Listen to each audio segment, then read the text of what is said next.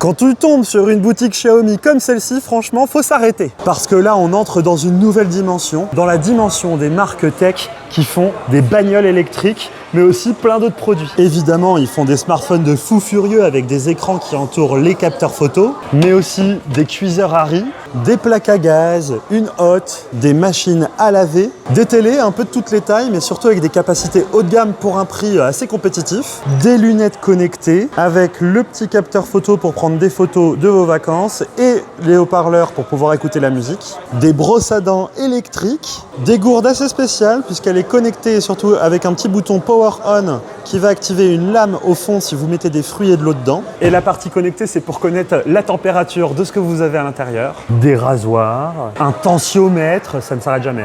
Attention, celui-ci il est pas mal. Une poignée pour votre porte d'entrée. Regardez, j'ai mis mon pouce. Ça permet d'avoir l'empreinte digitale et donc d'ouvrir votre porte d'entrée grâce à l'empreinte. Il y a même le bouton pour sonner.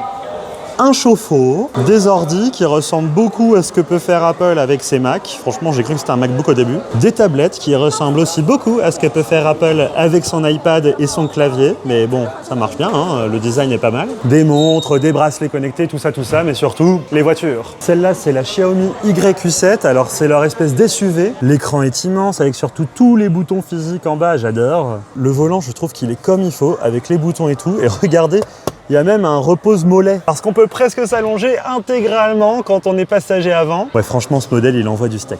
Et après, on arrive à la SU7 Ultra. On peut l'appeler SU7, c'est plus convivial. Celle-là, c'est clairement une sportive. Regardez-moi ces jantes de fou furieux, avec son intérieur et ses lignes totalement énervées. Et ce sacré aileron à l'arrière qui lui donne une dynamique de voiture sportive assez folle. C'est d'ailleurs, je crois, une des voitures électriques les plus rapides au monde. Et pour tout vous dire, des voitures électriques Xiaomi, ici, dans les rues, en Chine, on en voit quand même pas mal. Donc peut-être un jour ça arrivera chez nous et ça risque de faire mal.